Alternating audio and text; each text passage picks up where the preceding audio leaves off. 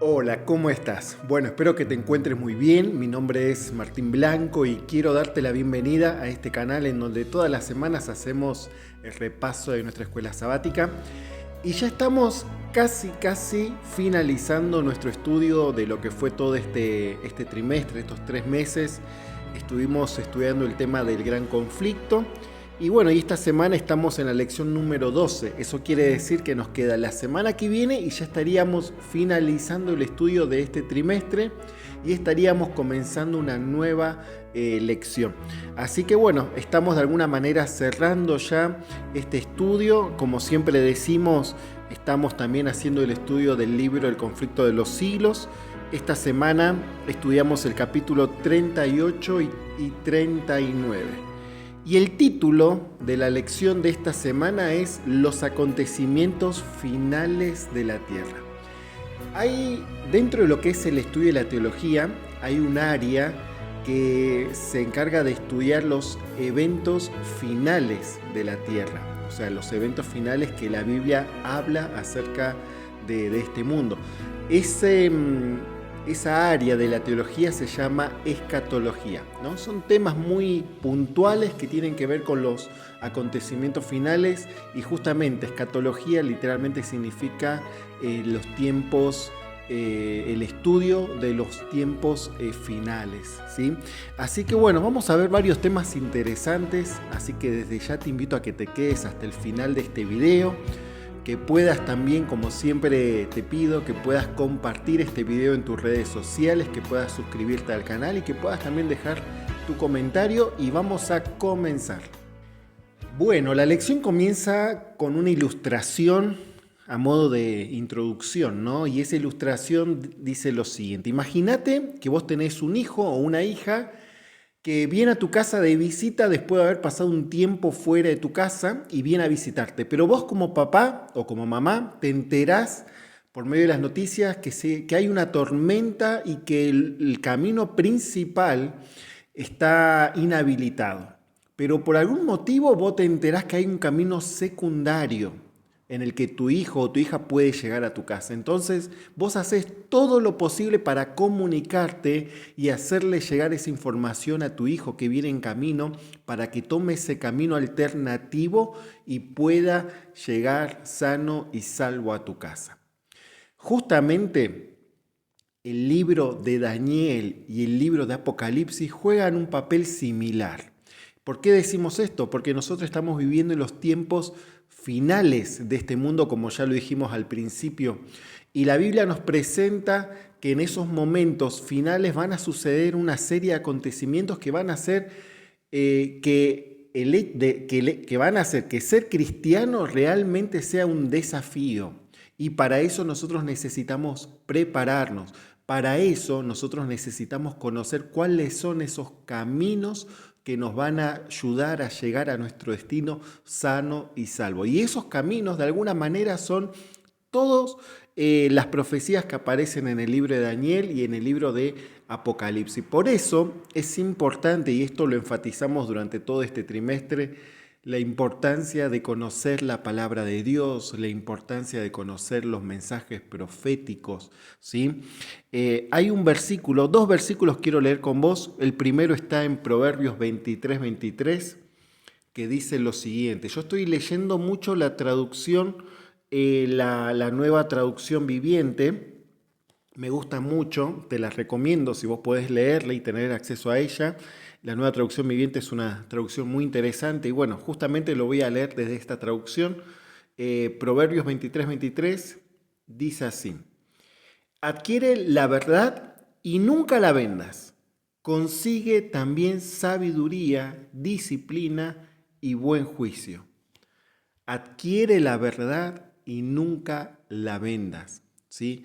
Este mensaje de alguna forma nos anima a que busquemos la verdad y que no nos deshagamos de ella, sino que nos aferremos con todas nuestras fuerzas a esa verdad. Y vamos a ver también allí en San Juan 17, hay un versículo muy interesante que lo dice Jesús. Dice así: santifícalos en tu verdad, tu palabra es verdad. santifícalos en tu verdad, tu palabra es verdad. Eso quiere decir que la verdad que nosotros necesitamos para estar seguros, para estar protegidos, se encuentra en la palabra de Dios, se encuentra en la Biblia.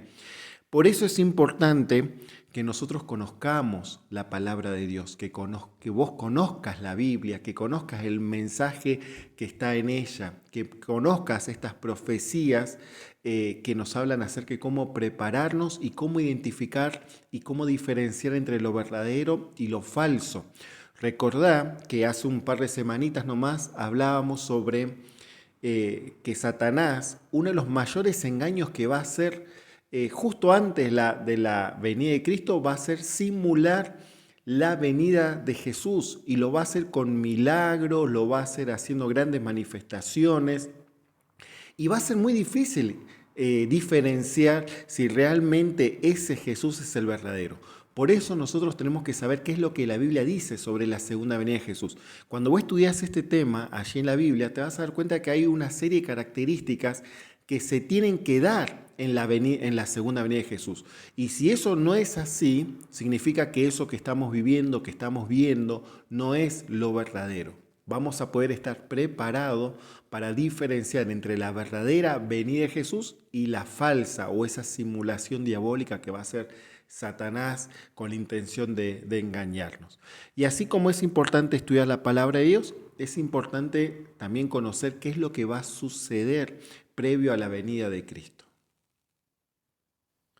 Uno de esos acontecimientos que se va a dar previo a la venida de Cristo es el tema del sellamiento. Es un tema interesante y muy importante también para saber de qué se trata. Hay varios versículos, tanto en el Antiguo Testamento como en el Nuevo Testamento, que hablan sobre este tema. Pero hay un versículo, mejor dicho, allí en Apocalipsis, el capítulo 7, donde podemos nosotros empezar a estudiar este tema, ¿sí? Apocalipsis capítulo 7, versículo 1 al 4, dice así. Presta mucha atención a lo que dice Apocalipsis capítulo 7, versículo 1 al 4. Dice: después vi a 4 ángeles que estaban de pie en las 4 esquinas de la tierra.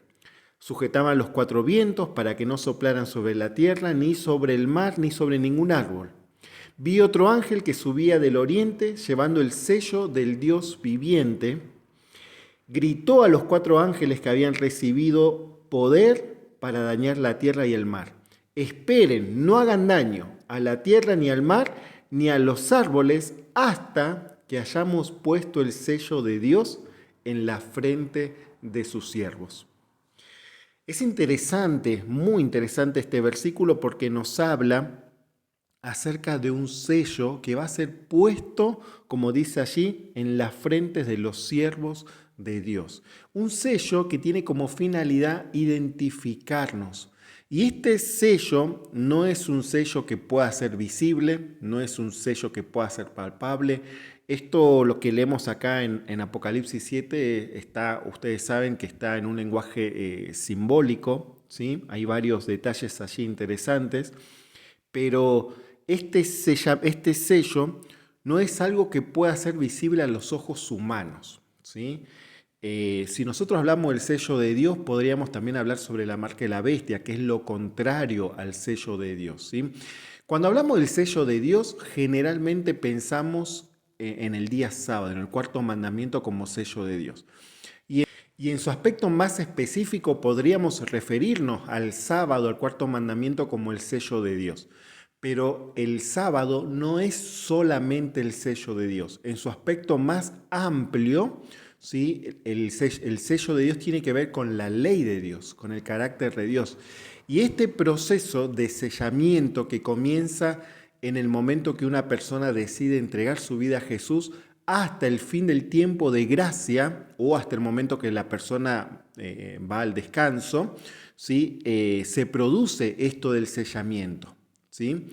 Y el objetivo del sellamiento es imprimir en el carácter de cada persona, o en nosotros, el carácter de Dios. Es que nosotros podamos reflejar el carácter de Dios. O sea, cuando una persona es sellada con el Espíritu Santo, significa que esa persona está reflejando el carácter de Dios. Es un proceso que se debe producir en la vida de todos nosotros y que necesitamos, ¿sí?, que ese proceso se produzca en nuestra vida para poder estar preparados para esos momentos previos a la venida de Cristo. Por eso es tan importante esto del conocer esto del sello de Dios, que no es algo, como dije hace un ratito, no es algo que se pueda ver, que se pueda palpar, sino más bien tiene que ver con una obra que Dios quiere hacer en la vida de cada uno de nosotros y que se va a realizar en la medida que nosotros estemos dispuestos a que eso se pueda producir en nuestra vida.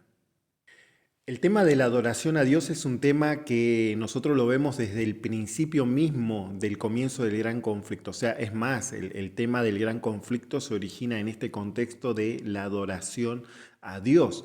Y es interesante porque Satanás, antes de ser Satanás, de ser el enemigo de Dios, era un ángel poderoso, escogido de Dios y tenía una función especial, este ángel llamado Lucifer.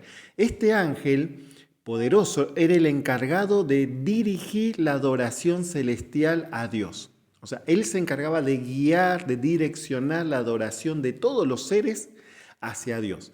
Hasta que empezó a entrar en él esta rebeldía que es imposible, difícil de comprender cómo se originó en un ser perfecto, en un lugar perfecto, ¿no? Es algo que nosotros no podemos explicarlo, porque explicarlo sería tratar de justificarlo y el pecado no se justifica, ¿sí? Pero allí comenzó esta rebelión, ¿no? Con este ángel que era el encargado de guiar la adoración a Dios. Y ahora, en este conflicto, Satanás hace todo lo contrario. O sea, él se encarga y su objetivo es de desviar la adoración a Dios a otra cosa que no sea Dios. O sea, él trata de desviar nuestra adoración a lo que es verdadero, a lo que es santo, al verdadero Dios. Y no le interesa tanto a él centrar la adoración hacia él, ¿sí? Porque uno puede decir, bueno, entonces Satanás trata de desviar nuestra adoración y llevar nuestra adoración hacia él. No, o sea, Satanás, con el simple hecho de desviar nuestra adoración y poner nuestra adoración en cualquier otra cosa que no sea Dios, él ya cumplió su objetivo. O sea, y esa adoración o ese darle ese lugar importante a Dios en nuestra vida, cuando nosotros reemplazamos eso con alguna otra cosa, incluso con cosas buenas, ¿no? Satanás ya cumplió su objetivo, el objetivo de él de desviar la adoración a Dios. Y esto ya aparece allí en el libro de Apocalipsis, justamente en el contexto del mensaje de los tres ángeles en Apocalipsis 14. El primer ángel proclama y él dice, adorad al que hizo el cielo, la tierra, el mar y las fuentes de las aguas. Eso es el llamado del primer ángel, ¿no? La adoración al verdadero Dios. En cambio, el tercer ángel nos muestra las consecuencias de aquellos que deciden no adorar a Dios, ¿no? Y dice allí, ¿no?, que las consecuencias de adorar a la bestia: beberán del vino de la ira de Dios, vaciado puro en la copa de su ira. Y el capítulo 14, versículo 10 y el versículo 12 también nos habla allí de las características de aquellos que adoran a Dios de una forma verdadera, ¿no? Guardan los mandamientos de Dios y tienen la fe de Jesús. Apocalipsis 14, versículo 12. Y esto, el tema del conflicto de la adoración, es algo que en los tiempos finales se va a intensificar de una manera que nosotros no podemos imaginarnos, ¿sí? Si nosotros decimos que Satanás odia la adoración a Dios, él va a tratar de quitar de nuestra vida esa adoración que nosotros podemos darlo. Y lo que nosotros hoy tenemos como monumento o conmemoración a ese Dios creador es el día sábado, ¿sí? Entonces Satanás va a enfocar todas sus fuerzas para quitar ese día verdadero de adoración a Dios por un día falso de adoración. ¿Sí? Estamos hablando del día domingo, ¿sí? Que nosotros hoy nos parece algo difícil, ¿no? ¿Cómo puede ser que el domingo se convierta en el día de adoración? Y se va a hacer. O sea, lo que a nosotros nos parece difícil hoy y lo que nos parece algo lejano, hoy por cómo las cosas se están dando en el mundo, y esto ya lo vimos cuando sucedió lo del COVID-19, ¿sí? Que de un momento para el otro estuvimos encerrados en nuestras casas, que de un momento para el otro el mundo cambió totalmente con una velocidad increíble, cuestiones de horas. Todos estos cambios que a nosotros nos parece que podrían tardar muchísimo, se podrían llegar a dar de una forma mucho más rápida de lo que nosotros podemos llegar a imaginarnos. Por eso es importante, familia, que podamos nosotros conocer cuál es la estrategia que Satanás va a usar en los tiempos finales y que nosotros estemos preparados para eso. Si nosotros decimos que es importante ser fiel a Dios en los tiempos finales y no lo somos ahora, que nosotros hoy no estamos viviendo ningún tipo de presión, de persecución, de amenazas, ¿cómo pensamos que vamos a ser fieles a Dios cuando no lo estamos siendo ahora? Y esto a mí me lleva a reflexionar en que uno tiene que reforzar esto, ¿sí? Su fidelidad a Dios. Y es algo que nosotros tenemos que aprovechar el tiempo que hoy nos da el Señor para poder fortalecer nuestra vida espiritual, fortalecer nuestra vida de adoración a Dios, para que en esos momentos previos a la venida de Cristo, donde todo se convierte en contra nuestro, podamos permanecer fieles a Dios. El profeta Joel ya en el Antiguo Testamento profetizaba algo que se iba a dar en el primer siglo de la era cristiana, que era ese momento de la lluvia temprana, un momento en donde el libro de Hechos identifica o describe, mejor dicho, como un momento de un crecimiento de la iglesia de una forma que nunca antes se había dado, ¿sí? Las personas decidían entregarse a Cristo por miles, 3.000 personas en un día, 5.000 personas en otro día. Todo eso fue gracias a que las personas recibieron el poder del Espíritu Santo allí una vez que Jesús ascendió al cielo, ¿no? Los discípulos estaban unidos, estaban clamando por la lluvia temprana, y es interesante lo que sucedió en esos días, ¿sí? La gente que observaba este gran acontecimiento, allí en el libro de Hechos, el capítulo 17, versículo 6, dice: esos que han trastornado el mundo entero han venido también aquí, ¿no? Cuando se enteraban que los cristianos venían a un lugar y predicaban, ellos identificaban o decían, se referían a los cristianos como aquellos que han trastornado al mundo. O sea, esto quiere decir que por donde pasaba un cristiano, realmente era algo notorio, era algo visible, era algo que se hacía ver, ¿sí? No pasaba desapercibido la obra que los cristianos hacían en aquel momento.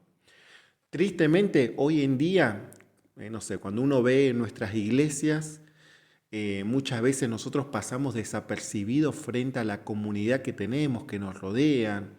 Siempre cuando hacemos alguna capacitación o un encuentro de líderes, ¿no? Siempre usamos esta referencia. ¿Qué sucedería si en algún momento nuestras iglesias se cierran? ¿Qué sucedería si tu iglesia, donde vos te congregás todos los sábados, se cierra? ¿Se darían cuenta los vecinos que se cerraría? ¿Se darían cuenta que ya no se reúnen más?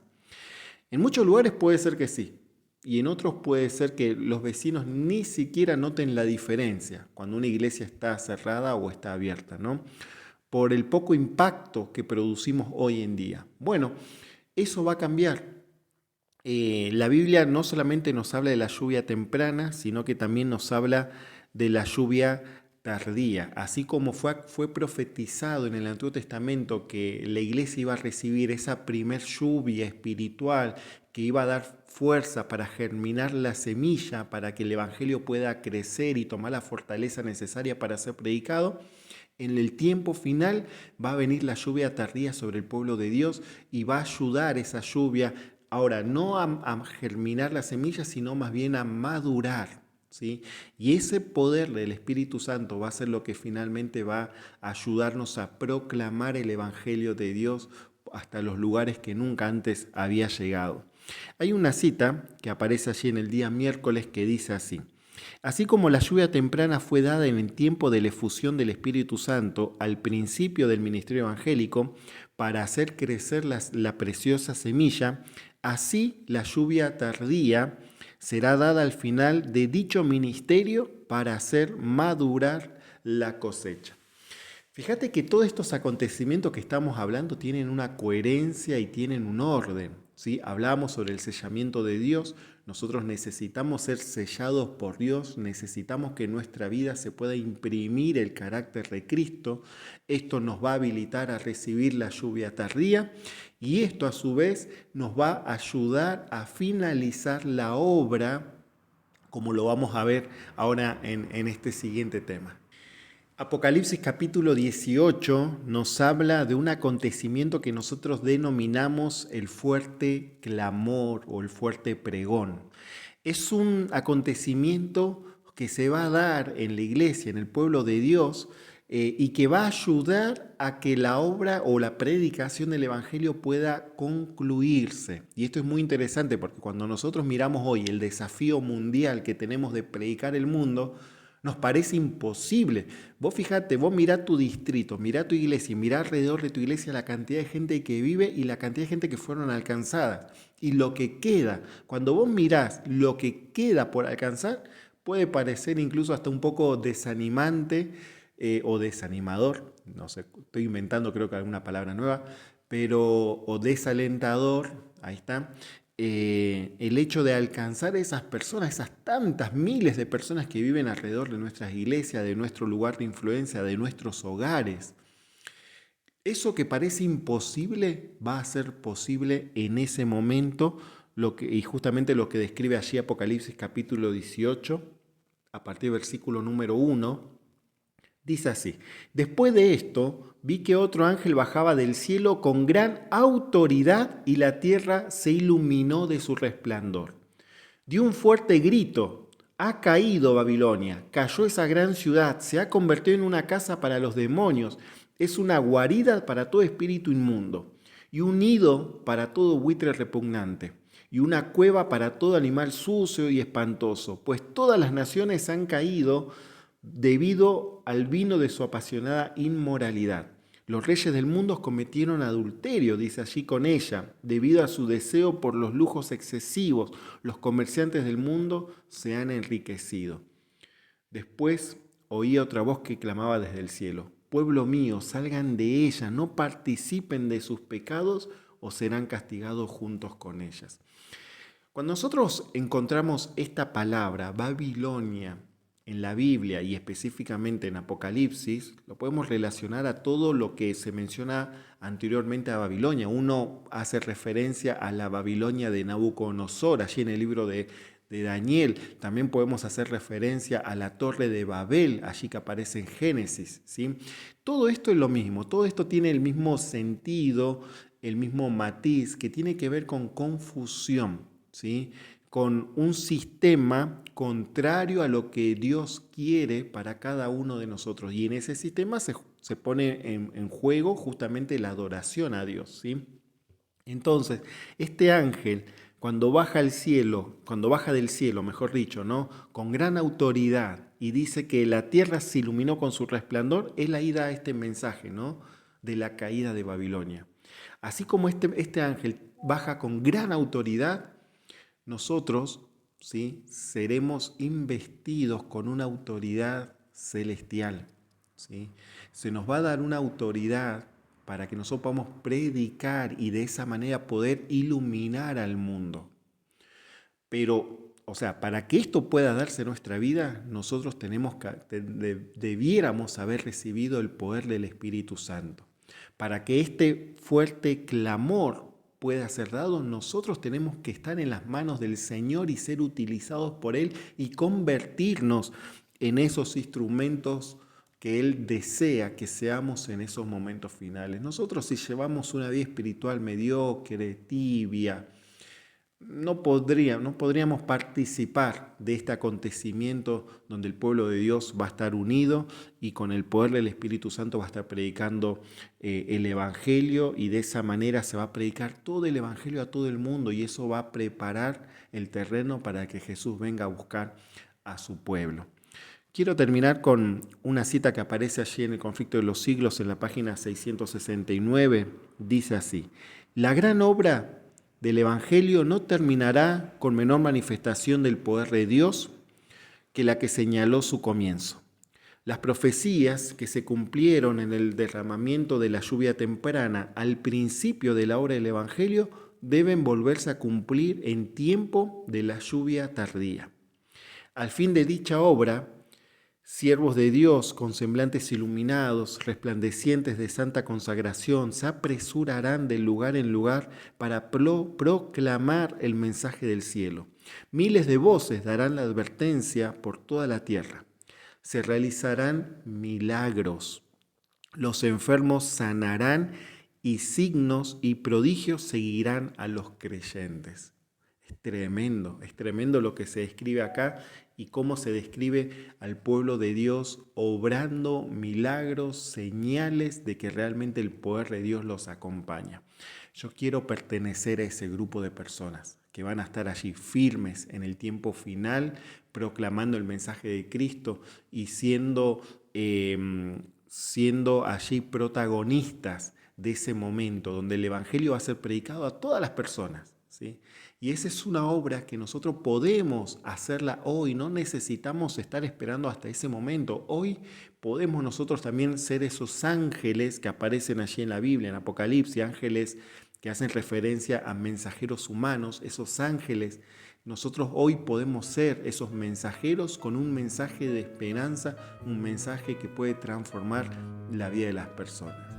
Por eso te animo a que podamos continuar con esto, con nuestra preparación, ya sea intelectual de lo que es la palabra de Dios, pero también con nuestra preparación práctica, ¿no? De salir a la calle, de encontrarnos con esas personas que quieren estudiar la Biblia, buscar a alguien que quiera hacer un estudio bíblico y dar de nuestro tiempo, de nuestros dones que Dios nos dio, para que podamos avanzar en la tarea de llevar el Evangelio a las personas que lo están necesitando.